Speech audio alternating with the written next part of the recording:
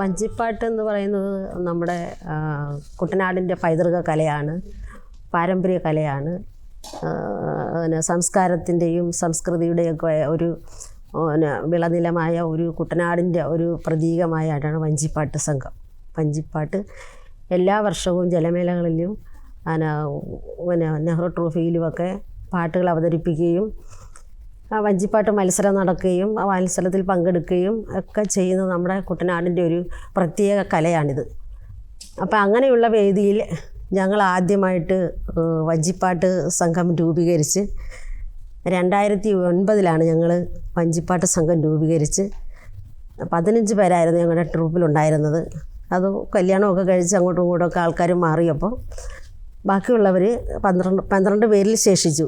ആ 12 പേര് 20 വർഷമായിട്ട് ഞങ്ങൾ പരിപാടികൾ അവതരിപ്പിച്ചു വരുന്നു. എല്ലാ മേഖലയിലും, വിവിധ ജില്ലകളിലും, വിവിധ സ്റ്റേജുകളിലും, വിവിധ മേഖലകളിലെ മത്സരവേദികളിലും, കലോത്സവ വേദികളിൽ കുട്ടികളെ പഠിപ്പിക്കുന്നതിന് വേണ്ടിയിട്ടും ഒക്കെ ഞാനും എൻ്റെ ടീമും ഒക്കെ പങ്കെടുത്തിട്ടുണ്ട്. അതൊക്കെ ഞങ്ങൾ വിജയിപ്പിച്ചിട്ടുണ്ട്. ഇപ്പോഴും വഞ്ചിപ്പാട്ട് മത്സരത്തിന് എവിടെയൊക്കെ പോകാൻ പറ്റിയിട്ടുണ്ടോ അവിടെയൊക്കെ ഞങ്ങൾ മത്സരത്തിൽ പങ്കെടുത്തിട്ടുണ്ട്. ഞങ്ങൾക്ക് പ്രൈസുകൾ കിട്ടിയിട്ടുണ്ട്. എന്നാൽ ഒന്നും കിട്ടാതെയും പോന്നിട്ടുണ്ട്.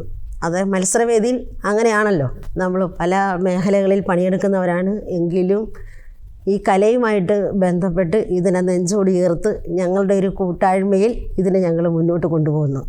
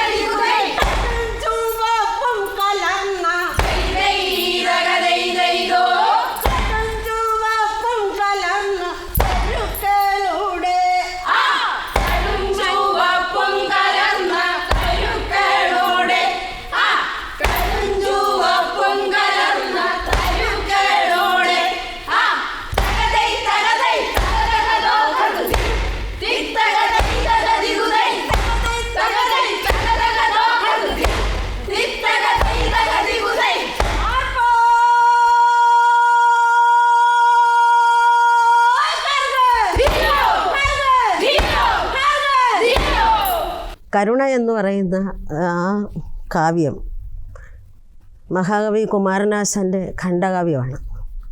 കുമാരനാശാൻ്റെ പ്രണയകാവ്യം കൂടാണ് കരുണ.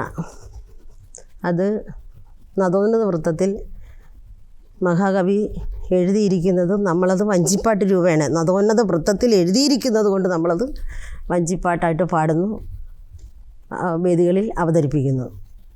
അത് കരുണയെന്ന് പറയുമ്പം അനുപമ കൃപനിധി അഖില ബാന്ധവൻ ശാഖ്യ ജിനദേവൻ ധർമ്മരശ്മി ചൊരിയുന്നാളിൽ എന്നാണ് അതിൻ്റെ തുടക്കം.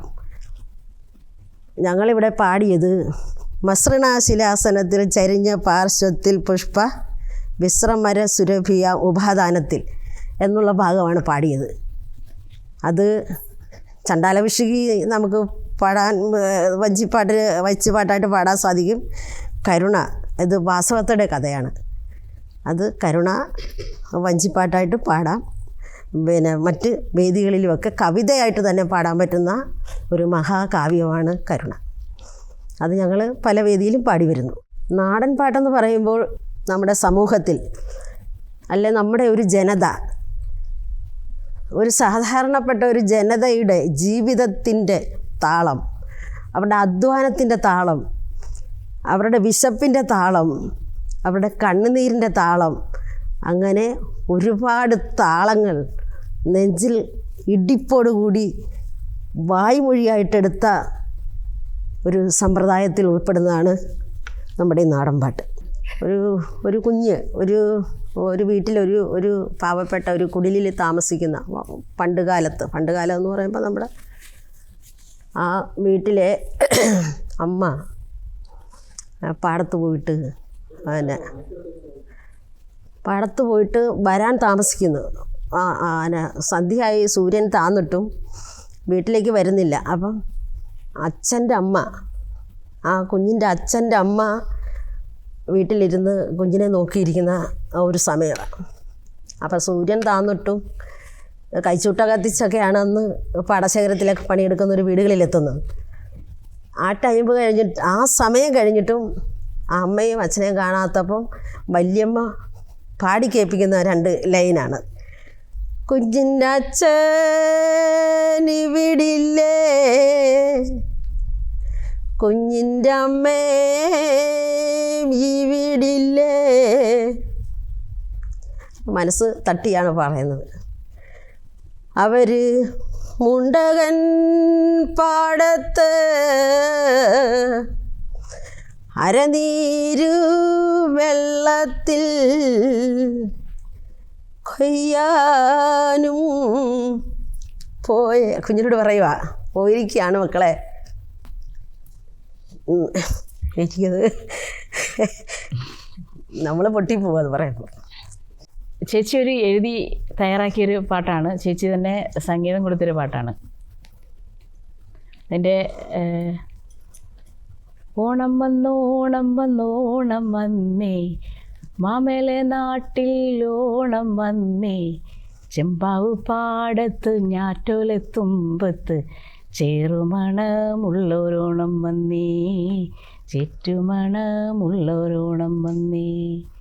തീയാതിനെന്തോ തിനന്തിനെന്തോ തീയത്തിനെന്തോ തിനന്തിനെന്തോ തീയാതിനെന്തോ എന്തിനെന്താരേ തെയ്യത്തിനെന്താരേ തെയ്യത്തിനെന്താരേ.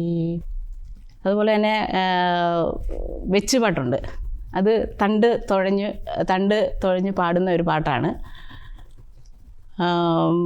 അധ്വാനിക്കുന്ന ജനവിഭാഗത്തിൻ്റെ അന്നത്തെ കാലത്ത് അധ്വാനത്തിൻ്റെ ആയാസം കുറയ്ക്കാൻ വേണ്ടി അവർ തോണിയിൽ പണി കഴിഞ്ഞ് യാത്രയിൽ ഇങ്ങനെ ക്ഷീണം തീർക്കാൻ വേണ്ടി ഇങ്ങനെ തുഴഞ്ഞു പോകുന്ന ഒരു ശൈലിയാണ് വെച്ചുപാട്ടെന്ന് പറയുന്നത്.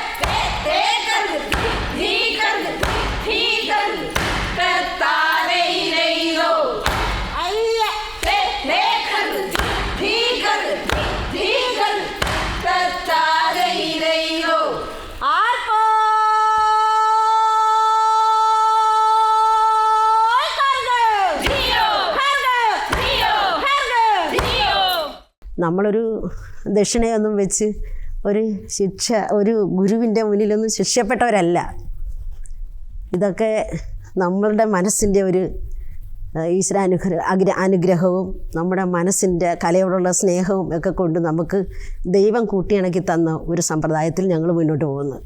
പ്രത്യേകിച്ച് ഒരു ഗുരുക്കന്മാരും ഞങ്ങൾക്കില്ല. ഞാനാണ് അവരെല്ലാം ഓരോന്നും പഠിപ്പിക്കുന്നത്. ഞാൻ ഒരു സാധാരണ കുടുംബത്തിലാണ്. എൻ്റെ ഭർത്താവ് കൂലിപ്പണിയാണ്. എനിക്ക് 2 മക്കളാണ്.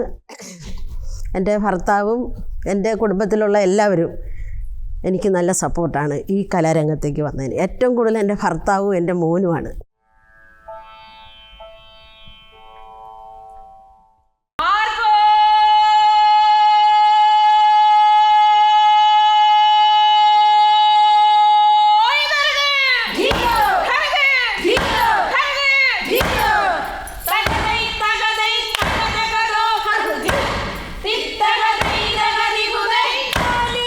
ശ്രീരാമദേവൻ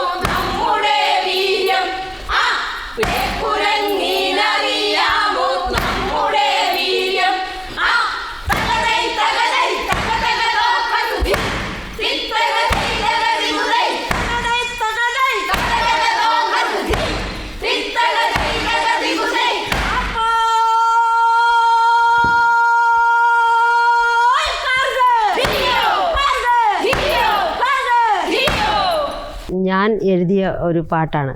ആ പാട്ടെന്ന് പറഞ്ഞാൽ ഞാൻ താമസിക്കുന്നത് കുട്ടനാടിൻ്റെ വയലേലകളുടെ നടുവിലുള്ള ഒരു വീട്ടിലാണ് താമസിക്കുന്നത്. നമ്മുടെ 4 വശവും പുഴയും കായലും തോടും കൃഷിയിടങ്ങളും ഒക്കെയാണ്. അപ്പോൾ കാർഷിക രംഗത്ത് പണിയെടുക്കുന്ന ഒരു തൊഴിലാളി പെൺകുടിയുടെ മനസ്സിൽ തോന്നിയ അത് വരമ്പത്തൂടെ നടന്നു പോയപ്പോൾ കറുക തുമ്പിൻ്റെ മുകളിലിരിക്കുന്ന ആ മഞ്ഞുതുള്ളികളെ ആസ്പദമാക്കിയാണ് ആ കുട്ടിയുടെ മനസ്സിൽ വന്ന ഒരു ഭാവമാണ് ഈ കറുകപ്പുല്ലിന് എങ്ങനെ കിട്ടി വൈരം വെച്ചൊരു മൂക്കുത്തി. ആ മഞ്ഞുതുള്ളിയെ കണ്ടിട്ട് ചോദിക്കുന്നതാണ്. അപ്പോൾ ആ നാട്ടുമ്പുറത്ത് ചെയ്തു വരുന്ന കൃഷിക്കാരുടെ ജോലികളെക്കുറിച്ചും അതൊക്കെ ഞങ്ങളാണ് ചെയ്തത്, ഇതെല്ലാം ഞങ്ങളുടേതാണ് എന്ന ആ കുട്ടിയുടെ മനസ്സിൽ തോന്നിയൊരു ഭാവനയാണ് ഞാനത് പകർത്തിയൊരു നാടൻ പാട്ടായിട്ട് എടുത്തത്. കുട്ടനാടിൻ്റെ പ്രകൃതി ഭംഗിയും കുട്ടനാടിനെ സ്നേഹിക്കുന്നതും കുട്ടനാടിന് വേണ്ടിയിട്ട് പണിയെടുത്ത സാധാരണക്കാരൻ്റെ ജീവിതത്തിലുണ്ടായ ഒരു അനുഭവത്തിൻ്റെ കഥയാണ് ഞാനത് ഒരു പാട്ടായിട്ട് എഴുതിയെടുത്തു.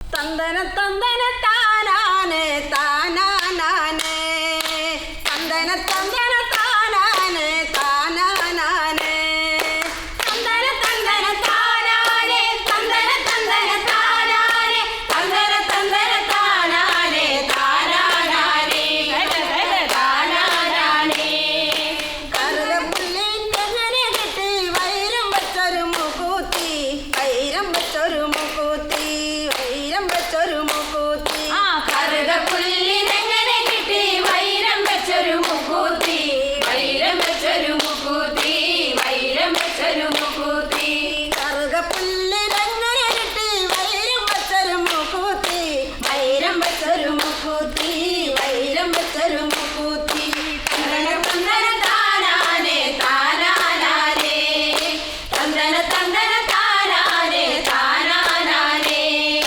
തന്തന തന്തന താനാനെ തന്തന തന്തന താനാനെ തന്തന തന്തന താനാനെ താനാനാനെ തകതക താനാനാനെ നടവരമ്പേ പോയപ്പോൾ മിനുമിനുങ്ങളെ കണ്ടപ്പോൾ നടവരമ്പേ പോയപ്പോൾ മിനുമിനുങ്ങളെ കണ്ടപ്പോൾ നടവരമ്പേ പോയപ്പോൾ മിനുമിനുങ്ങളെ കണ്ടപ്പോൾ നടവരമ്പേ പോയപ്പോൾ മിനുമിനുങ്ങളെ കണ്ടപ്പോൾ തിരിഞ്ഞു ഞരന്നു നോക്കുമ്പോൾ കറുകപ്പുല്ലിന് മൂക്കുത്തി കറുകപ്പുല്ലിന് മൂക്കുത്തി തിരിഞ്ഞു ഞാനൊന്ന് നോക്കുമ്പോൾ കറുകപ്പുല്ലിന് മൂക്കുത്തി കറുകപ്പുല്ലിന് മൂക്കുത്തി തന്തന തന്തന താനാനെ താനാനാനെ തന്തന തന്തന താനാനെ താനാനാനെ തന്തന തന്തന താനാനെ തന്തന തന്തന താനാനെ തന്തന തന്തന താനാനെ താനാനാനെ തകതക താനാനാനെ ചിറവരമ്പിന്റെ നടുവിലായി പന്തയും വെച്ചു കാവലായി ചിറവരമ്പിന്റെ നടുവിലായി പന്തയും വെച്ചു കാവലായി ചിറവരമ്പിന്റെ നടുവിലായി പന്തയും വെച്ചു കാവലായി ചിറവരമ്പിന്റെ നടുവിലായി പന്തയും വെച്ചു കാവലായി വിത്തു വിതച്ചു പൊന്നു വിളയിച്ച മണ്ണിന്റെ മക്കൾ ഞങ്ങളാണ് മണ്ണിന്റെ മക്കൾ ഞങ്ങളാണ് വിത്തു വിതച്ചു പൊന്നു വിളയിച്ച മണ്ണിന്റെ മക്കൾ ഞങ്ങളാണ് മണ്ണിന്റെ മക്കൾ ഞങ്ങളാണ് തന്തന തന്തന താനാനെ താനാനാനെ തന്തന തന്തന താനാനെ താനാനാനെ തന്തന തന്തന താനാനെ തന്തന തന്തന താനാനെ തന്തന തന്തന താനാനെ താനാനാനെ തകതക താനാനാനെ ഞങ്ങളാണ് ഞങ്ങളാണ് ഈ നാടിന്റെ മക്കള് ഞങ്ങളാണ് ഞങ്ങളാണ് ഞങ്ങളാണ്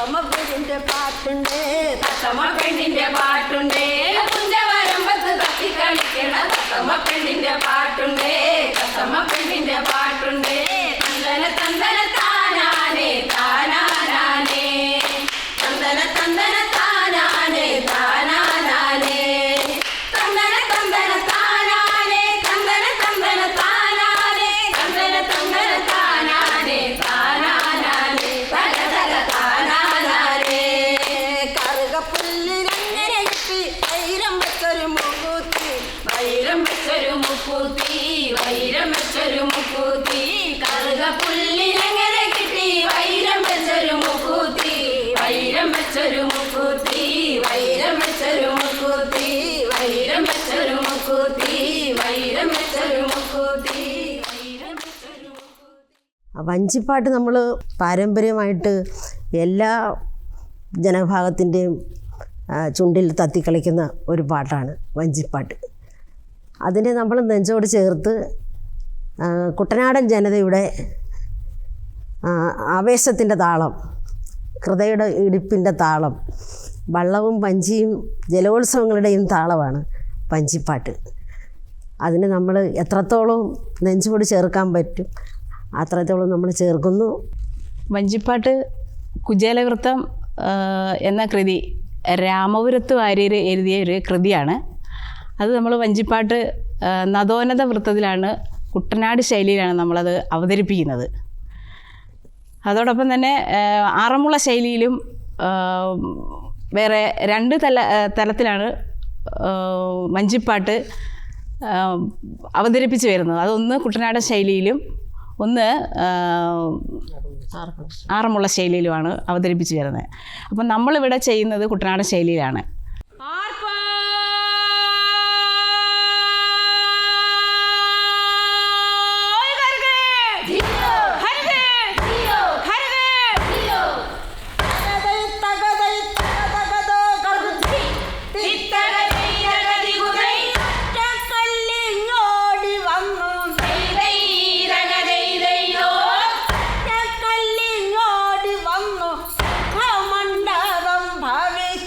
ഒറ്റ